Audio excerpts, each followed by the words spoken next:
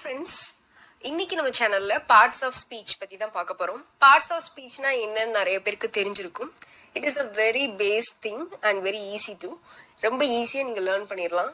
எந்த ஒரு விஷயத்தையும் லேர்ன் பண்றதுக்கு முன்னாடி ஈஸி அப்படின்னு மைண்ட்ல செட் பண்ணிட்டீங்கன்னா அது உங்களுக்கு ஈஸியாவே அமைஞ்சிரும். Okay, without delay let's get into the video.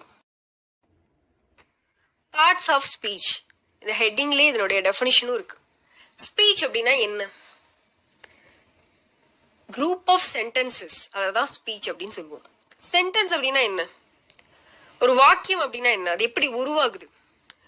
இரண்டு அல்லது இரண்டிற்கும் மேற்பட்ட சொற்கள் இணைந்து வரும்போது ஒரு வாக்கியம் நமக்கு கிடைக்குது, ஒரு சென்டென்ஸ் நமக்கு கிடைக்குது.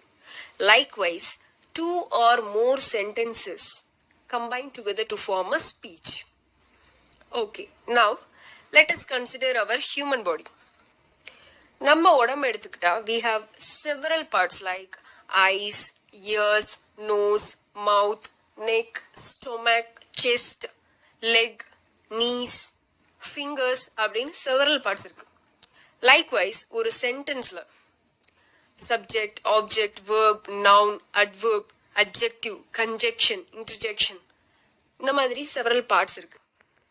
அந்த பார்ட்ஸை பத்தி டீட்டெயிலா படிக்கிறது தான் பார்ட்ஸ் ஆஃப் ஸ்பீச் அப்படின்னு சொல்றோம்.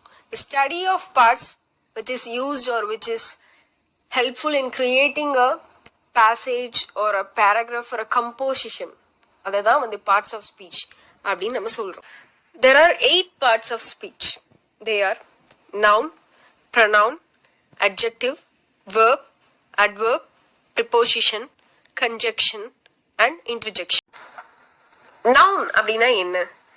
A word that denotes the name of a person, a thing, an animal, a place or an idea. சிம்பிளா சொல்லணும்னா பெயர்ச்சொல். ஒரு வேர்ட், ஒரு சொல் ஒரு பர்சனோட நேமையோ இல்ல ஒரு பொருளோட நேமையோ இல்ல ஒரு அனிமலோட நேமையோ இல்ல ஒரு பிளேஸோட நேமையோ குறிச்சது அப்படின்னா, அதாவது பெயரை குறிக்கும் சொல் பெயர்ச்சொல். அதேதான் இங்கிலீஷ்ல நவுன் அப்படின்னு சொல்லுவோம். Example, Diana is eating an apple. இந்த சென்டென்ஸ்ல டயானாவும் நவுன் தான், ஆப்பிளும் நவுன் தான். டயானா ஒரு பர்சனோட நேமை குறிக்குது. In the next sentence, Vellore is my native place. Vellore is a noun in this sentence. Vellore ஒரு பிளேஸோட நேமை குறிக்குது, அதனால இது நவுன். Some more examples நம்ம பார்ப்போம். Please make a note. These are some examples of noun. Next நம்ம பார்க்க போறது pronouns. Pronounனா என்ன? A word that is used instead of noun or in place of noun. ஒரு சொல் noun இருக்க வேண்டிய இடத்துல நவுனுக்கு பதிலாக வேற ஒரு சொல் நம்ம பயன்படுத்தினோம் அப்படின்னா அந்த சொல்ல தான் pronoun அப்படின்னு சொல்றோம். எக்ஸாம்பிள பாத்தீங்கன்னா உங்களுக்கு ரொம்ப ஈஸியா புரிஞ்சிடும்.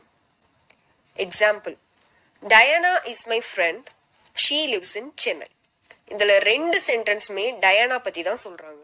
ஃபர்ஸ்ட் சென்டென்ஸ்ல டயானா அப்படின்னு பேரை சொல்லியிருக்காங்க. நெக்ஸ்ட் சென்டென்ஸ்ல டயானா இருக்க வேண்டிய இடத்திற்கு பதிலாக ஷீ அப்படின்ற ப்ரொனவுனை யூஸ் பண்ணியிருக்காங்க. Very simple. இது மாதிரி he, she, it, this, you, we, them, our, us, those, these, etc. These are some more examples of pronouns. இப்போ நம்ம பார்த்துட்டு இருக்கிறது verb. Verb shows an action, state or position. தமிழ்ல வினைச்சொல் அப்படின்னு சொல்லுவாங்க. For example, he hunted a deer. அவன் ஒரு மானை வேட்டையாடினான். இந்த சென்டென்ஸ்ல hunted அப்படின்றது verb. hunted வேட்டையாடினான் என்பது ஒரு ஆக்ஷனை குறிக்குது, ஒரு செயலை குறிக்குது. Next example, he is a magician. அவன் ஒரு மெஜிஷியன். இந்த இடத்துல இஸ் அப்படின்றது ஒரு ஸ்டேட்டை குறிக்கிறதுனால இந்த சென்டென்ஸ்ல வெர்பா ஆக்ட் ஆகுது. she had 10 kurtis. அவளிடம் 10 குர்தீஸ் உள்ளன. இந்த சென்டென்ஸ்ல had அப்படின்றது உடைமையை குறிக்குது, பொசிஷனை குறிக்குது. அதனால இந்த சென்டென்ஸ்ல had ஒரு வெர்பா ஆக்ட் ஆகுது. Please make a note. These are some more examples of verb. இப்போ நம்ம பார்த்துட்டு இருக்கிறது adverb. What is an adverb? An adverb is a word which describes a verb, adjective or adverb. It adds or modifies verb adjective or adverb. அதாவது ஒரு வெர்பையோ இல்ல ஒரு அட்ஜெக்டிவையோ இல்ல ஒரு அட்வர்பையோ கூட மாடிஃபை பண்றது. It gives an additional information. மிகைப்படுத்தி கூறுவது அப்படின்னு கூட சொல்லலாம். For example, he studied well. அவன் நன்றாக படித்தான். இந்த சென்டென்ஸ்ல well அப்படின்றது adverb. studied அப்படின்ற verb மிகைப்படுத்தி கூறியிருக்கிறதுனால well அப்படின்றது adverb ஆக்ட் ஆகுது. he is quite good. இந்த இடத்துல quiet அப்படின்றது adverb. he is good அப்படின்னால இந்த சென்டென்ஸ் கம்ப்ளீட் ஆயிரும். But he is completely good. quietனா completely அப்படின்னு meaning. he is completely good அப்படின்னு சொல்லி அந்த adjective டிஸ்கிரைப் பண்ற மாதிரி adverb வந்திருக்கு. she studied very well. இந்த இடத்துல well அப்படின்றது adverb. well என்ற adverb மிகைப்படுத்தி கூறுற விதமா very அப்படின்ற adverb வந்திருக்கு. in general, the words ending with ly ன்னு முடிகிற வேர்ட்ஸ் எல்லாத்தையுமே வந்து adverb அப்படின்னு சொல்லுவாங்க. here are few examples of adverb.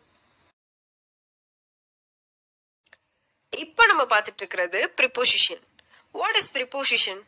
a preposition is a word or phrase which is usually placed before a noun or pronoun to show its relation to some other words in the sentence. It is used to show direction, time, place, location or position. இப்போ second example எடுத்துக்கோங்க. the pen is on the table. இந்த சென்டென்ஸ்ல on அப்படின்றது preposition. the pen அப்படின்றது noun. the table அப்படின்றதும் noun. இந்த ரெண்டு நவுனையும் மீனிங்ஃபுல்லா மாத்துறதுக்காக ஒரு word, அதுதான் ஆன். இந்த ரெண்டு நவுனுக்கு இடையில ஒரு மீனிங்ஃபுல் ரிலேஷன்ஷிப்பை கிரியேட் பண்றது ஆன்ற ப்ரிப்போசிஷன் தான். இந்த ப்ரிப்போசிஷன் எப்பவுமே ஒரு நவுனுக்கு முன்னாடி தான் வரும். ஐ திங்க் இப்போ உங்களுக்கு ஈஸியா புரிஞ்சிருக்கும். அதே மாதிரி இந்த ஆன் அப்படின்றது இந்த பென்னோட பொசிஷனை குறிக்குது. the pen is on the table. மேஜையின் மேலே பேனா உள்ளது. இன்னும் கிளியரா சொல்லணும்னா, ஒரு சென்டென்ஸ்ல உள்ள நவுனுக்கும் மற்ற வேர்ட்ஸ்க்கும் ஒரு ரிலேஷன்ஷிப்பை கிரியேட் பண்றது தான் preposition. Make a note. These are few examples of preposition. இப்போ நம்ம பார்த்துட்டு இருக்கிறது கன்ஜக்ஷன். கன்ஜக்ஷன்னா என்ன? Conjunction is a word that is used to connect two words or two sentences. இதை கனெக்டிங் வேர்ட்ஸ் அப்படின்னு கூட சொல்லலாம். இரண்டு வார்த்தைகளையோ அல்லது இரண்டு வாக்கியங்களையோ இணைப்பதற்காக நம்ம பயன்படுத்தக்கூடிய சொல் கன்ஜங்ஷன். இந்த வேர்டை நீங்க பிரிச்சு பார்த்தா தெரியும். ஜங்ஷன் அப்படின்னா சந்திப்பு அப்படின்னு அர்த்தம். இரண்டு வார்த்தைகளையோ அல்லது இரண்டு வாக்கியங்களையோ சந்திக்க வைக்கக்கூடிய அந்த சொல்லதான் நம்ம கன்ஜங்ஷன் அப்படின்னு சொல்றோம். For example, I have 2 goldfish and a cat. இந்த சென்டென்ஸ்ல அண்ட் அப்படின்றது கன்ஜங்ஷன். ஐ ஹாவ் 2 goldfish இது ஒரு group of words. a cat இது ஒரு குரூப் ஆஃப் வேர்ட்ஸ். இந்த ரெண்டு குரூப் ஆஃப் வேர்ட்ஸையும் கனெக்ட் பண்ற ஒரு வேர்ட் அண்ட் தான். ஸோ அதனால இது கன்ஜக்ஷன் அப்படின்னு சொல்றோம். இந்த next example, you can have ice cream or brownie. இந்த சென்டென்ஸ்ல ஆர் அப்படிங்கிறது தான் conjunction. You can have ice cream அப்படின்ற குரூப் ஆஃப் வேர்ட்ஸையும் ப்ரௌனின்ற வேர்டையும் கனெக்ட் பண்ணக்கூடிய அந்த வேர்டு ஆர் தான். ஸோ அதனால இதை கன்ஜக்ஷன் அப்படின்னு சொல்றோம். இந்த மாதிரி நிறைய கன்ஜக்ஷன்ஸ் இருக்கு. these are few examples of conjunction. இப்போ நம்ம பார்த்துட்டு இருக்கிறது interjection. Interjectionனா என்ன? a word that is used to express strong feelings of the speaker. It is followed by an exclamatory mark. அதாவது ஒரு ஸ்பீக்கரோட ஃபீலிங்ஸ் லைக் சேட்னஸ், ஹாப்பினஸ், அந்த மாதிரி ஃபீலிங்ஸ், தன்னோட எமோஷன்ஸை ஒரு வேர்டால எக்ஸ்பிரஸ் பண்றதுக்கு பேர் தான் interjection. For example, oh we lost him, wow you are looking gorgeous. இந்த மாதிரி ஃபீலிங்ஸை எக்ஸ்பிரஸ் பண்றதுக்கு சில வேர்ட்ஸ் இருக்கு. அதை தான் இன்டர்ஜெக்ஷன் அப்படின்னு சொல்றோம். These are few examples of interjection. இன்டர்ஜெக்ஷனோட எக்ஸாம்பிள்ஸ்ல பார்த்துருப்பீங்க. எல்லா வேர்டுக்கும் பின்னாடியும் ஆச்சரியக்குறி இருக்கும், அதாவது எக்ஸ்கிளமேட்டரி மார்க். இன்டர்ஜெக்ஷன் எப்பவுமே ஒரு எக்ஸ்கிளமேட்டரி மார்க்கோட தான் முடியும். இந்த வீடியோல பார்ட்ஸ் ஆஃப் ஸ்பீச்னா என்னன்னு ஒரு சின்ன அவுட்லைன் பார்த்துருப்போம். இனி வர வீடியோஸ்ல இன்னும் டீப்பா பார்க்கலாம். If you like the video, please do share and subscribe my channel. Thanks for watching.